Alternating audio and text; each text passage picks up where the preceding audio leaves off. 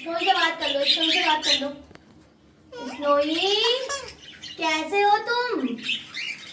पूछ लो कैसे हो तुम? स्नोई को चिल्ला रहा है, कैसे हो तुम स्नोई? कौन आया? अरे तुम काटना नहीं भाई, काटना नहीं। प्यारी करने के लिए क्या है, काटने के लिए क्या है तुम्हें? वो सीधा साधा बच्चा है तो तुम काटोगे? कौन आया? पूछो उससे, पानी कौन आया, उससे पूछो कौन आया।